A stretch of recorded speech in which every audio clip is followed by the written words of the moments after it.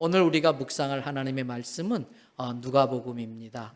누가복음 16장 19절에서 25절까지 말씀을 제가 봉독하겠습니다.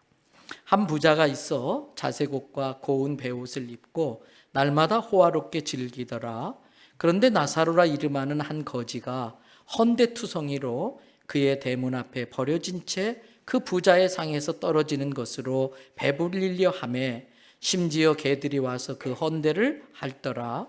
이에 그 거지가 죽어 천사들에게 받들려 아브라함의 품에 들어가고 부자도 죽어 장사되매 그가 음부에서 고통 중에 눈을 들어 멀리 아브라함과 그의 품에 있는 나사로를 보고 불러 이르되 아버지 아브라함이여 나를 긍휼히 여기사 나사로를 보내어 그 손가락 끝에 물을 찍어 내 혀를 서늘하게 하소서. 내가 이 불꽃 가운데서 괴로워하나이다.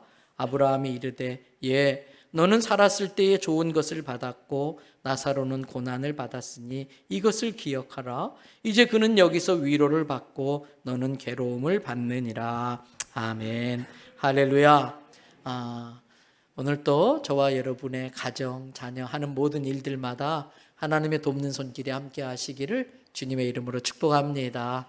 오늘이 추수감사주일이라 여기에 예쁘게 꽃장식을 이렇게 해 주셨어요. 정말 감사하고 또 성도 한 분이 하나님께 받은 은혜가 감사해서 교회 주변 어려운 분들 좀 도와주라고 쌀을 이렇게 20부대를 갖다 놓으셨어요.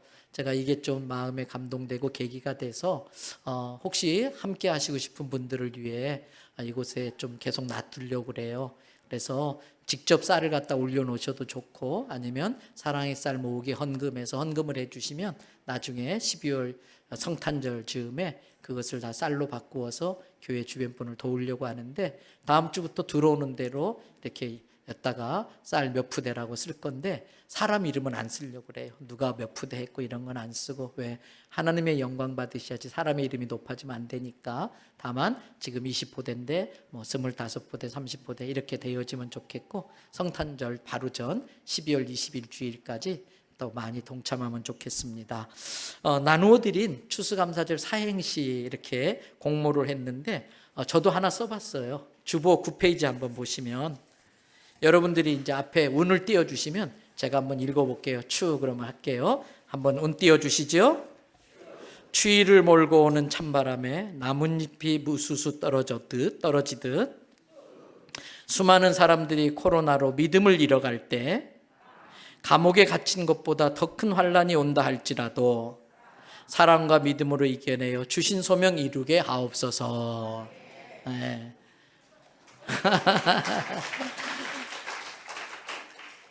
다음 주 수요일까지 이렇게 오늘 가급적 다 내주시고 다음 주 수요일까지 내주시면 우리 부교육자들이 심사해서 최우수상은 에어팟 3. 우리 어르신들은 그게 뭔가 싶은데 요즘 중고등학생한테 제일 갖고 싶은 게 뭐냐 청년들한테 물어보면 제 1위 아이템이 에어팟 3예요. 이렇게 귀에 꽂고 듣는 건데 최우수상은 그걸 줄 거고 또 새해 우수상 3개를 선정해서 또 이렇게 10만 원 상품권도 드리려고 합니다. 제가 낸 것은 시상에서 제외가 됩니다. 그러니까 여러분 오늘 많이 신청하시면 좋겠어요. 오늘 본문에 보면 예수님께서 천국과 지옥에 대한 이야기를 해주세요. 비유라고 그러지요. 실제 있었던 일은 아닌데 또 실제 있을 수도 있는 그러한 일들을 이야기해 주면서 우리가 이 땅에서 어떻게 살아가야 할지를 가르쳐 주려고 이렇게 해주신 비유입니다. 조금 전에 읽었습니다만 그 내용을 다시 말씀드리면 한 마을에 굉장한 부자가 있었습니다.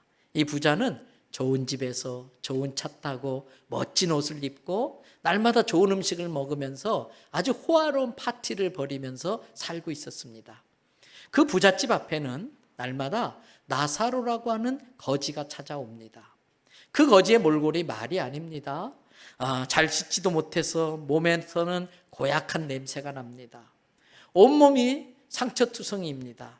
여기저기 헐어가지고 고름이 나오는데 같이 음식을 이렇게 얻어먹으러 온 그 개들이 이 거지 나사로의 상처를 막 핥을 정도였었습니다.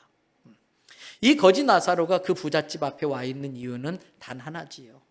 그 집에서 나오는 음식물 쓰레기 중에서 혹시 자기가 먹을 것이 좀 있을까 그거 찾아 먹으려고 온 겁니다. 여러분, 그렇게 살면은 오래 살기가 어렵지요. 그렇게 살다가 얼마 되지 않아서 이 거지 나사로는 죽고 말았어요. 근데 공교롭게도 부자라고 죽지 말란 법이 있나요? 무슨 이유인지 모르지만 이 부자도 비슷한 시기에 죽고 말았습니다. 그런데 본문, 그 죽었다는 이야기를 하는 본문 22절 끝에 나사로에게는 표현되지 않았던 표현이 이 부자에게 나오는데 거기에 보니까 장사되매 그랬어요. 이 부자는 마지막 죽을 때까지도 아주 화려하게 장례식을 치루었다는 뜻입니다. 그런데 이 거지 나사로는 장례를 치러줄 사람이 없었어요. 장례식도 치르지 못하고 그렇게 인생을 마감한 겁니다. 그대로 버려진 겁니다. 그런데 22절을 다시 보세요. 거기에 보니까 이 죽은 나사로의 영혼을 천사들이 받들어라는 표현을 써요. 아주 정중히 받들어서 아브라함 품에 이렇게 데려가요. 이 거지 나사로는 그 아브라함의 품에서 위로를 받고 평안을 누리며 축복을 누리며 천국의 삶을 살게 된다는 겁니다. 이 부자는 어떻게 되었을까요? 23절과 24절에 나오지요. 이 부자는 뜨거운 지옥불에 떨어져서 그 불꽃 가운데 막 괴로워서 견딜 수 없는 거예요. 그렇게 고통스러워하는데 그의 눈에 멀리 낯익은 얼굴이 보여요. 누구지 가만히 봤더니 매일 자기 집 앞에 와서 구걸하던 거지 나사로가 있는 거예요. 얼마나 뜨겁고 괴로운지 아브라함 때 사정을 해, 통사정을. 어떻게 하는지 보세요. 우리 23절, 24절 다 같이 한번 읽어보십시다.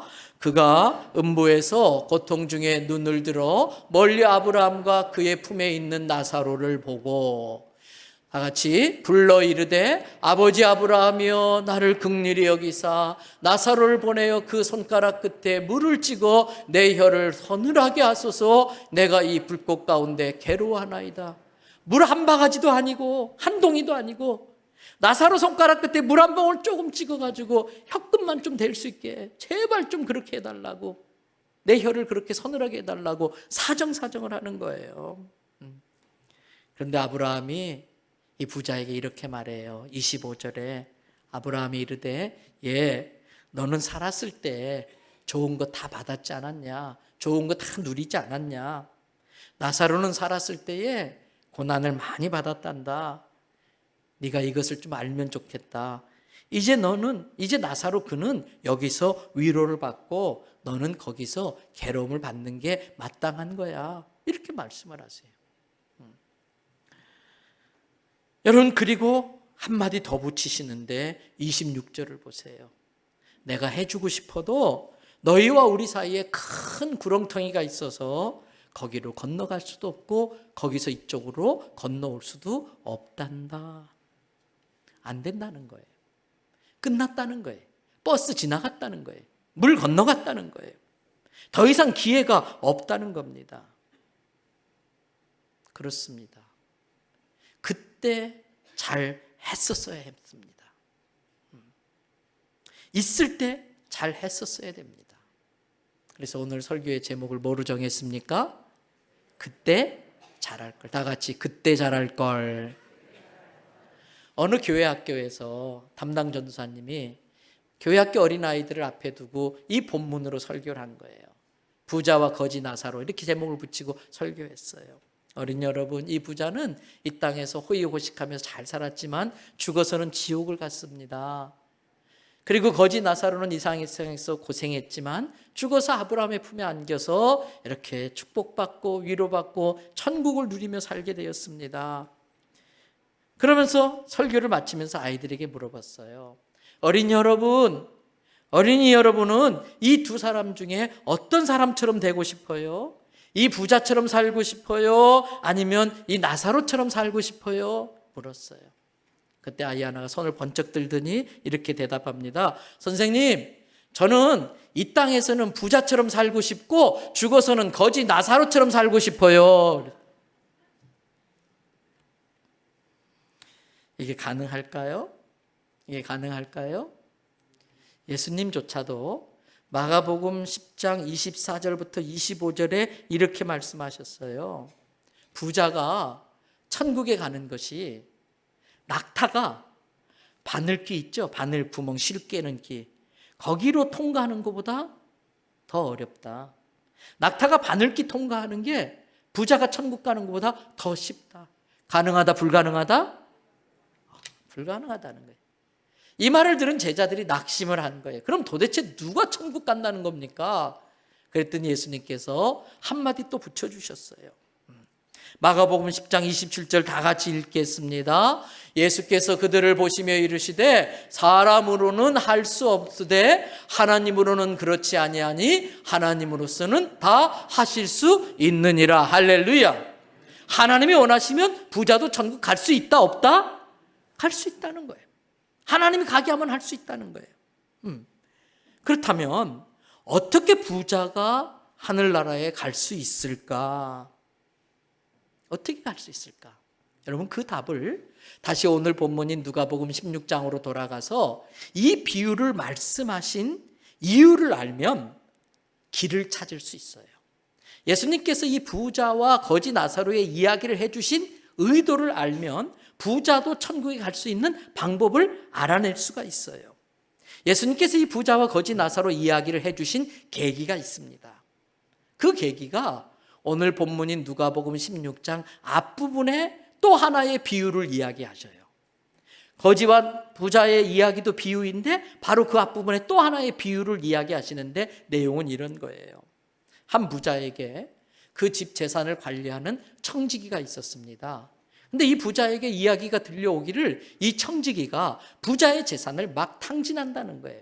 낭비하고 함부로 쓴다는 거예요. 그래서 이 부자가 그 청지기를 부른 거예요. 며칠 뒤에 자네가 우리 집 재산을 어떻게 관리하고 있는지 내가 좀 조사를 해봐야 되겠어. 내가 감사해야겠어. 다 정리해가지고 다시 들어오게. 이 청지기가 가서 보니까 아무리 생각해봐도 그동안 자기의 한 짓을 생각하면 해고될 것이 뻔한 거예요. 이 나이에 다른 뾰족한 기술도 없는데 여기서 잘리면 어떻게 애들 공부를 시키나, 어떻게 남은 인생을 살아가야 되나, 남은 인생 살 것을 생각하니까, 앞으로 먹고 살 일 생각하니까 막막한 거예요. 어떡하지? 그러다가 이 청지기가 꾀를 낸 거예요.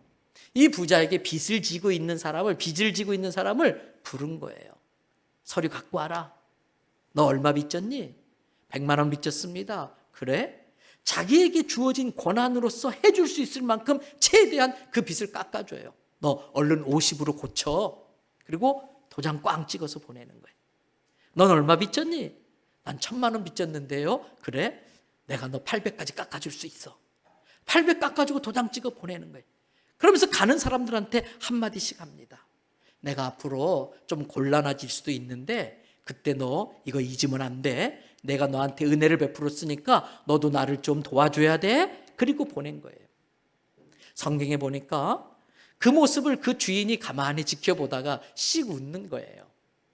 오늘 누가복음 16장 8절에 보니까 그 청지기가 자기 앞가림을 위해서 지혜롭게 일을 처리하는 걸 보고 칭찬했다 그랬어요. 여기까지 비유로 말씀하시고 예수님께서 그 비유를 말씀하신 이유를 설명을 합니다. 누가복음 16장 8절 중간부터 보세요. 이 세대의 아들들이 자기 시대에 있어서는 빛의 아들들보다 더 지혜롭구나. 이 세대에 예수님을 모르는 사람들도 어둠의 세력이 주관하고 있는 이 시대를 살아갈 때는 예수 믿는 하나님의 자녀들보다 더 똑똑하게 살더라는 거예요. 그리고 해주신 말씀이 9절입니다. 다 같이 읽어볼까요? 내가 너희에게 말하노니 불의의 재물로 친구를 사귀라. 그리하면 그 재물이 없어질 때에 그들이 너희를 영주할 처소로 영접하리라. 그 이야기, 불의한 청지기 이야기를 해준 다음에 너희도 그렇게 해. 그러면서 불의한 재물로 친구를 사귀라. 네가 갖고 있는 재산이 다 날아갔을 때에 그 친구가 네가 영원히 거주할 수 있는 처소를 장만해 줄 거야. 여기에서 우리는 한글 성경에 불의한 재물로 번역되어져서 오해를 할 수가 있어요. 그런데 이 불의한 재물이라는 이 단어를 원어적 의미로 찾아보면은 그냥 세상 물질, 그런 의미를 담고 있어요. 그래서 영어 성경 NIV 버전을 보면 이 부분을 worldly wealth 이렇게 번역을 해놨어요. worldly라고 하는 것은 이 세상의 또는 세속적인 그런 뜻이에요. 그래서 이 불의한 재물의 정확한 의미는 세상 물질이라는 거예요. 이 세상 물질을 가지고 친구를 사귀어라. 다시 이 앞에서 말씀드린 부자 이야기로 돌아와서 이 거지 나사로와 함께 나오는 이 부자에게 이 말씀을 적용한다면 어떤 뜻일까? 너에게 있는 그 물질을 가지고 친구를 사귀라. 이걸 이 부자에게 적용하면 네 잔치상에서 떨어지는 부스러기라 할지라도 그것만 가지고서라도 배를 불리려고 하는 그 나사로에게 잘해줘라. 네 상에서 떨어지는 부스러기 가지고라도 배를 불리려고 하는 그 나사로를 좀 생각해주고 배려해주고 네게 있는 것을 그에게 좀 주면서 그를 너의 친구로 삼아라. 그러면 그때 나사로가 고맙습니다, 감사합니다, 고맙습니다, 감사합니다. 그러면 그 고맙습니다, 감사합니다 하는 게 다 하나님께 올려지는 거예요. 하나님께 다 올려지면 네가 지금처럼 그렇게 고통을 당하지 않았을 텐데, 그 이야기예요. 그렇습니다. 우리 성도들이 worldly wealth, 이 세속의 물질, 세상의 물질을 가지고 친구를 사귀고 그것으로 그 영혼을 구원하는 일을 해야 되는 거예요. 이것이 우리가 할 일입니다. 이것이 성도가 돈을 벌어야 하는 이유인 것입니다. 근데 이 부자는 이 일을 하지 못했습니다. 그 나사로는 하나님께서 이 부자가 천국 갈 수 있는 기회를 주려고 불의한 재물로, 세상 재물로 친구 삼으라고 보내준 사람이 나사로였었습니다. 부자는 그것을 깨닫고 이 나사로에게 잘해 주었었어야 됩니다. 그런데 안타깝게도 이 부자는 그때 그 일을 잘하지 못했습니다. 그래서 지금 이 지옥에서 이 괴로움을 당하고 있는 것입니다. 이 부자는 하나님이 주신 많은 기회를 놓치고 말았습니다. 어떤 기회입니까? 어려운 사람을 도와줄 수 있었던 기회, 사랑을 베풀 수 있었던 기회, 자기 물질을 사용해서 전도하고 많은 영혼을 예수 믿게 할 수 있었던 기회, 자기에게 주신 은사를 재능 기부를 통해서 많은 영혼에게 복음을 전할 수 있었던 기회, 그 수많은 기회를 놓치고 말았습니다. 그렇습니다. 우리가 바로 알아야 됩니다. 이 부자는 부자라서 지옥 간 게 아닙니다. 그에게 주신 물질을 하나님의 뜻대로 쓰지 못했기 때문에 지옥 간 겁니다. 여러분, 이 부자는 이 세상에 살 동안에 아쉬울 게 별로 없어요. 아쉬울 게 별로 없다 보니까 천국의 필요성을 느끼지 못했습니다. 만약에 이 부자에게 천국의 필요성이 느껴졌다면 어떤 방법을 써서라도, 그 많은 물질을 써서라도 그는 천국 갈 방법을 찾았을 겁니다. 그러면 나사로가 자기를 천국 가게 할 수 있도록 하나님이 만들어준 징검다리, 사닥다리라는 깨닫고 나사로에게 잘해줄 수 있었고, 이 부자는 이 지경이 되지 않을 수 있었을 거예요. 그런데 이 부자는 그 부유함 때문에 아쉬울 것이 없었습니다. 천국에 관심이 생기지 않았습니다. 여러분, 그렇습니다. 때로는 이 땅의 부유함이 영적인 무관심에 빠뜨릴 수 있습니다. 이 땅의 풍요로움이 나로 하여금 영적인 일에 관심 없게 만들 수 있습니다. 이 땅의 그 풍요로움이 나로 하여금 천국을 사모하는 마음을 품는데 방해가 될 수 있습니다. 이 부자는 지옥에 가서 하나님께 항변했을 것 같아요. 따졌을 것 같아요. 하나님, 저 지옥에 올 정도로 그렇게 나쁜 사람 아닙니다. 내가 지옥에 올 만큼 나쁜 짓을 안 했습니다. 저는 저 거지 나사로가 우리 집 앞에 매일 구걸하러 올 때도 꼴 보기 싫다고 쫓아내지 않았습니다. 그 자리에서 구걸하게 놔줬습니다. 저는 아무 짓도 안 했습니다. 제가 뭘 잘못했습니까? 이렇게 따졌을 거예요. 그 말을 들은 주님이 이 부자에게 뭐라고 대답했을까요? 그래, 너 말 잘했다. 아무 짓도 안 했다며? 아무 짓도 안 한 그것이 죄야. 아무 짓도 안 한 그것이 죄야. 그 말씀하실 거예요. 오늘날 많은 사람들이 이 세상 것을 쫓아다니느라고 영적인 무관심 속에 우리가 영원히 살게 될 천국을 소홀히 하고 있어요. 그리고 그 사람들은 천국도 인정하지 않고 지옥도 인정하지 않습니다. 지옥이 없다고 무시합니다. 여러분, 어떤 사람이 지옥이 없다고 무시할까요? 이것에 대한 답을 우리가 잘 아는 철학자 플라톤은 이미 우리에게 그 답을 알려줬어요. 플라톤이 무슨 말을 했냐면, 누가 이 세상에 감옥이 없기를 제일 바라겠는가? 이렇게 물어봐요. 여러분, 이 세상에 감옥이 없어지기를 누가 제일 바랄까요?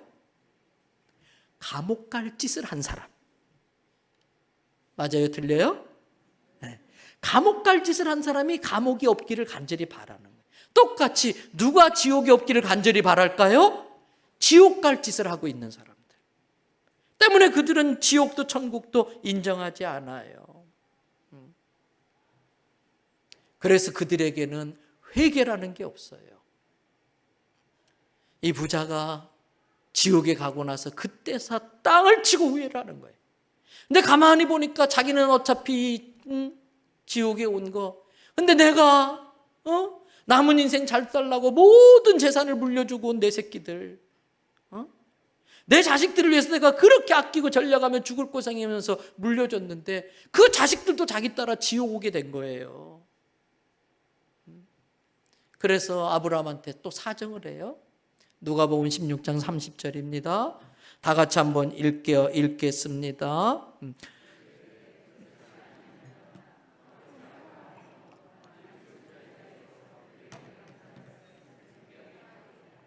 이 부자가 아브라함한테 부탁한 거예요. 아브라함 아버지, 우리 자식들은 지옥 오면 안 돼요. 선지자 좀 보내주세요. 지옥 있다고 좀 가서 알려주세요. 그러면 다 회개하고 이렇게 나사로 도와주면서 천국 올 겁니다. 그랬더니 아브라함이 내가 이미 그거 다 했어. 내가 그거 다 해봤어. 너한테도 내가 선지자를 몇 번이나 보냈는지 몰라. 근데 회개 안 하더라. 여러분, 이 부자는 회개하지 않아서 자기가 지옥 왔다는 걸 깨달았어요. 근데 그것을 지옥 가서 깨달았어. 지옥 가서 깨달았어. 이미 늦은 거예요. 아무 도움이 되지 않아요. 어떤 분은 지옥 어딨냐? 내가 지옥 가보고 있으면 믿을게.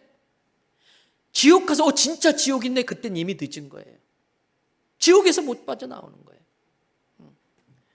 그래서 빨리 늦기 전에 회개하고 천국 갈 준비를 해야 되는 거예요. 천국은 어떻게 갑니까? 종교개혁자 마틴 루터는 이런 말을 합니다. 내가 천국에 도착하는 그날 천국 문 위에는 현판이 하나 걸려 있을 텐데 그 현판에는 오직 회개한 자만 들어올 수 있다라고 쓰여 있다는 거예요. 그렇습니다. 천국은 너무나 깨끗해서 의로운 사람만 가는 곳이 천국이에요. 근데 너무 깨끗하다 보니까 천국 갈 만큼 의롭게 산 사람이 있다 없다? 없어요. 그러면 천국은 텅 비어 있나? 그렇지 않아요. 하나님은 우리 아버지이기 때문에 자녀된 우리들이 마귀의 거짓말에 속아 죄만 짓다가 지옥 가는 걸 도저히 보고 계실 수가 없었어요. 그래서 지옥의 권세인 죄를 떼어내야 됐었어요. 그래서 직접 자신이 사람의 몸으로 오셔서 우리의 모든 죄를 담당하시고 십자가에 죽으심으로 자기 생명으로 죄값을 다 갚아주신 거예요. 누구든지 이것을 믿는 자는 그 죄가 용서될 수 있는 은혜를 베풀어 주셔요.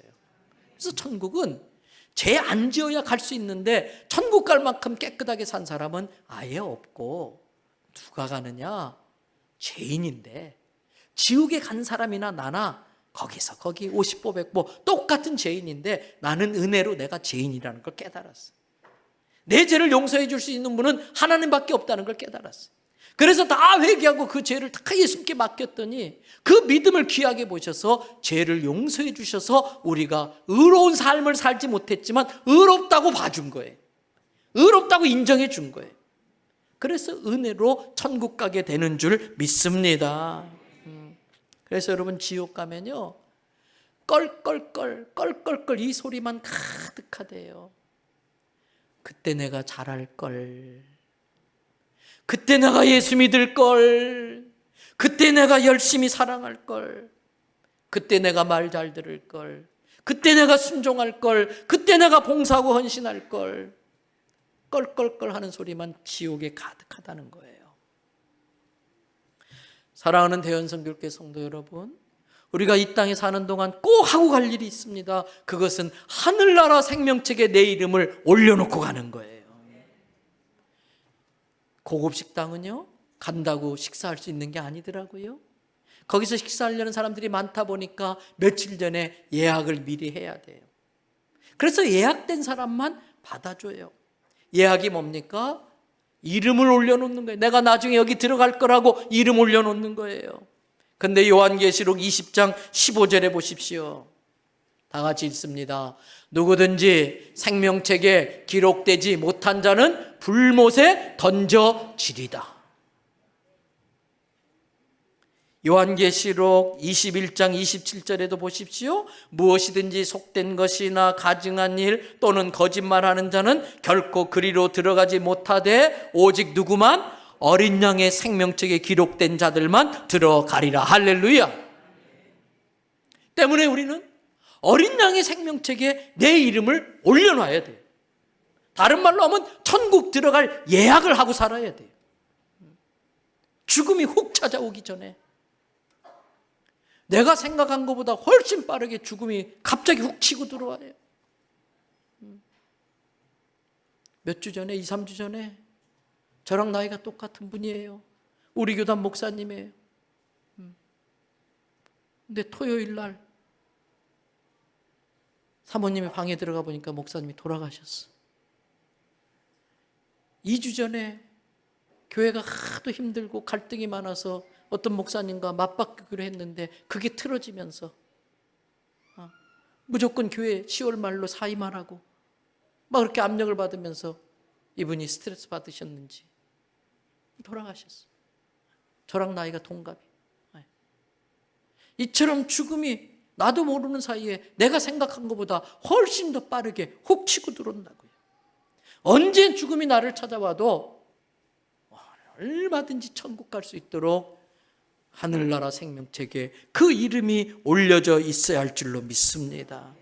그렇다면 누가 천국 가는 명단에 그 이름을 올릴 수 있을까요? 사도 바울은 빌립보서 4장 3절에 이렇게 이야기합니다. 내가 참으로 나와 멍에를 같이 한 내게 구하노니 복음에 나와 함께 힘쓰던 저 여인들을 돕고 또한 선교하는 일과 복음 전하는 일에 동역자로 수고했던 글레멘트와 그 외의 동역자들을 도우라.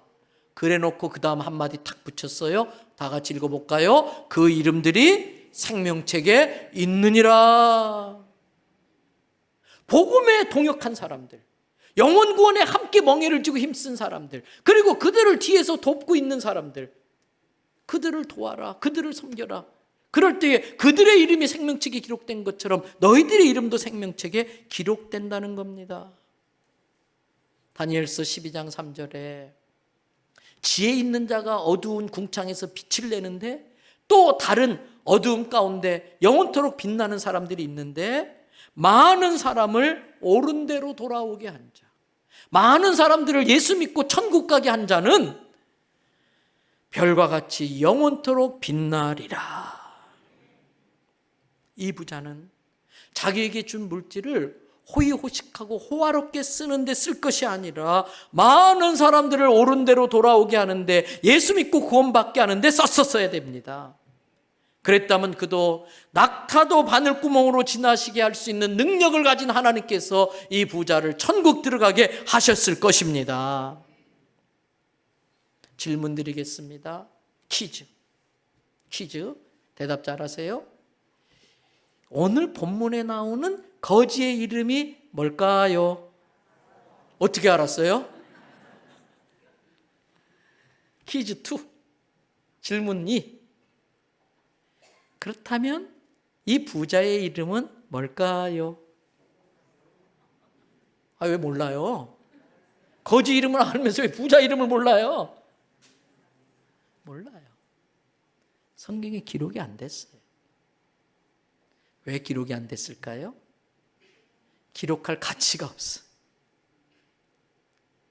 기록할 가치가 없어서 기록 안 한 거예요. 이 땅에 살 때는 누구의 이름이 더 영광을 받았을까요? 틀림없이 부자의 이름이었을 겁니다. 누가 이 거지의 이름에 관심을 가졌을까요? 알 필요도 없었고 알고 싶은 사람도 없었을 거예요. 그런데 예수님은 이 거지의 이름을 기억하고 계셨어요. 예수님은 이 거지의 이름을 기록해 놓고 있었어요. 이 부자는 평생 살면서 자기 이름을 빛내는 것이 인생의 목표였었어요. 그래서 가끔 대학이나 이런 데 가면, 또는 멋진 건물 가면 거기에 이 건물을 짓는데 많은 돈을 기부한 사람의 이름이 새겨져 있어요. 그리고 그 방 이름을 누구누구 홀, 그 사람의 이름을 붙여서 남겨요. 근데 그게 무슨 소용이 있어요? 여러분, 사람들이 알아주는 건 아무 소용이 없어요. 사람들이 대단하다 알아주는 건 천국 가는데 요만큼도 도움이 안 돼. 정주영 씨의 이름이 우리하고 무슨 상관이 있어요? 이병철 씨의 이름이, 이건희 씨의 이름이 우리하고 무슨 상관이 있어요? 천국 가는 데는 아무 도움이 없어요. 세상에서는 아무도 내 이름 알아주지 않아도 주님 내 이름 알아주시면 그의 이름이 하늘나라 생명책에 기록되는 걸 믿으시기 바랍니다. 그 사람은 반드시 천국 명단에 예약된 걸 믿으시기 바랍니다. 이 땅의 종착점은 이 땅에 없습니다. 인생의 종착점은 이 땅에 없습니다. 인생은 이 땅에서 영원히 사는 것이 아니라 죽음이라고 하는 문을 통과해서 천국으로 들어가기도 하고 지옥으로 떨어지기도 합니다. 죽음의 문을 딱 여는 순간, 발을 내딛는 순간 어떤 사람은 천국으로 확 들려올라, 어떤 사람은 천길만길 지옥으로 낭떠러리 떨어져서 그 불꽃 가운데 괴로워하면서 물 한 방울만 그러고 있어요. 사람이 죽는 건 진리입니다. 팩트입니다. 그리고 내가 생각하는 것보다 그 시간은 빨리 와요. 이것을 제대로 알고만 살아도 인생 똑똑하게 잘 살 수 있습니다. 말씀 마무리합니다. 온정수 권사님이라는 분은 그의 간증을 통해서 주님을 위해 쓸 수 없는 기술은 저주가 된다. 주님을 위해 쓰지 못하는 물질은 저주로 돌아온다. 주님을 위해 쓰지 않는 건강은 도리어 저주가 된다. 라는 말씀을 하셨어요. 남보다 물질이 많다는 것은 더 많은 사람을, 누구보다도 더 많은 사랑을 할 수 있다는 뜻이에요. 남보다 높은 지위에 올라갔다는 것은 누구보다도 더 많은 사람을 섬길 수 있는 기회가 주어진다는 뜻이에요. 남보다 더 튼튼한 체력을 타고났고 건강을 가지고 있다는 것은 남보다 더 많이 부지런히 복음을 전할 수 있는 기회가 있다는 뜻이에요. 우리는 예수님께 사랑의 빚을 진잠드립니다. 때문에 우리는 남은 인생을 그 은혜에 감사하며 사랑하며 복음 전하며 살아야 돼요. 내 이름도 하늘나라 생명책에 예약해 놔야 되고, 내가 아는 부모, 친척, 아버지, 어머니, 형제, 동생, 자녀들, 그 사람들의 이름도 하늘나라 생명책에 기록하는 일을 위해서 힘쓰다 가야 되는 거예요. 오늘은 지난 1년 동안 하나님께서 우리에게 베풀어 주신 은혜에 특별하게 감사를 표시하는 날이에요. 그냥 늘 하던 감사가 아니고 별나게 감사를 담아서 하나님 앞에 감사의 표현을 하는 날이 오늘이에요. 성 어거스틴은 성경 말씀을 인용해서 믿음, 소망, 사랑은 항상 있을 것인데 나는 거기에 한 가지를 더하고 싶다. 그 한 가지는 감사다 그랬어요. 이 부자가 그때 했었어야 될 일은 감사하는 일이었었어요. 내가 누리는 이 모든 것이 하나님의 은혜라는 걸 깨닫고 그것에 감사하는 마음을 가질 때에 그 나사로가 불쌍히 보여졌을 거예요. 긍휼히 여겨졌었을 거예요. 내가 받은 은혜가 참 많은데 나도 너에게 좀 은혜를 베풀고 싶다. 감사하는 마음이 은혜를 베풀게 했을 거예요. 근데 이 부자는 감사할 줄 몰랐기 때문에 베풀 줄 모르고 나눌 줄 몰랐어요. 여러분, 감사는 마치 벽에 던지는 공과 같습니다. 공을 던지면 어떻게 돼요? 튕겨 돌아와요.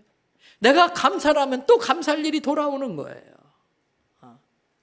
어떤 선교사님이 아프리카 아주 깊은 오지에 미개한 원주민들을 찾아갔어요. 복음을 전하다가 이 원주민들이 자기 말로 성경을 읽으면 좋겠다 그래서 번역을 하는 거예요. 근데 그렇게 성경을 번역하다가 막혔어요. 어디에서 막힌지 아세요? 범사에 감사하라, 거기서 막혀버렸어요. 왠지 아세요? 그 부족들의 언어에는 감사란 단어가 없었어요. 번역할 수 있는 단어가 없었어요. 독일이 통일되자 많은 사람들이 동독을 방문했어요. 그 동독을 방문하고 온 사람들이 이구동성으로 하는 이야기가 있었어요. 선전은 그렇게 화려하게 했지만 막상 뚜껑 열고 들어가 보니까 그렇게 가난하게 살 수가 없었어요. 이 공산주의 아래에서 가난하게 살았어요. 그리고 그 사람들의 얼굴에는 기쁨이 없었어요. 기쁨이 없었어요. 그리고 살아야 되기 때문에, 어떻게 쓰든 살아내야 되기 때문에 거짓말을 하도 하다 보니까 모두가 동독 사람들이 그렇게 거짓말을 잘하더래요. 그리고 그들에게 대화를 하면 할수록 느끼는 게 있었는데, 그들의 대화 속에는 감사합니다, 고맙습니다, 행복합니다, 사랑합니다라는 단어가 거의 없더라는 거예요. 우리가 잘 아는 강철한 카네기는 그의 인생론에서 이런 이야기를 했어요. 배은망덕은, 은혜를 배신하고 또 이렇게 감사할 줄 모르는 배은망덕은 마치 들풀과 같아서 가만히 놔둬도 무럭무럭 자라지만, 감사는 장미와 같아서 계속 가꾸고 길러야 장미꽃을 피우고 자란다라는 말을 했어요. 여러분, 그렇습니다. 불평과 원망과 투덜거리는 것은 가만히 놔둬도 저절로 막 자랍니다. 가르쳐주지 않고 교육하지 않아도 불평과 불만은 저절로 막 자랍니다. 그래서 그때마다 빨리 뽑아줘야 돼. 원망과 불평을 자꾸 뽑아줘야 돼. 그러나 감사는 장미꽃 같아서 가꾸고 물을 주고 차려야 꽃이 피는 거예요. 인도 속담에 호랑이를 왜 만들었냐고 불평하지 말고 호랑이에게 날개는 달아주지 않은 걸 감사해라, 이런 말이 있어요. 기독교는 감사가 핵심이에요. 하나님의 은혜에 대한 감사. 내가 진짜 그리스도인인가? 내가 신앙생활 제대로 하고 있는가? 이것은 내가 얼마나 감사에 풍성한가, 그걸 통해 스스로 알 수 있어요. 그런데 아셔야 됩니다. 사랑도 할 수 있을 때 해야 돼요. 용서도 할 수 있을 때 해야 돼. 봉사도 할 수 있을 때 해야 돼. 헌신도 할 수 있을 때 해야 돼. 성경도 눈 밝을 때 읽어야 돼. 무엇보다도 감사도 할 수 있을 때 해야 돼. 그때 잘할 것 해봤자 아무 소용이 없어요. 저는 우리 사랑하는 대연설교회 성도들이 그때 잘할 걸 후회하는 성도들이 아니라, 그때 하나님 말씀 듣고 내가 참 잘했어, 그때 잘했어, 감사의 고백을 할 수 있는 성도들 되기를 주님의 이름으로 축복합니다.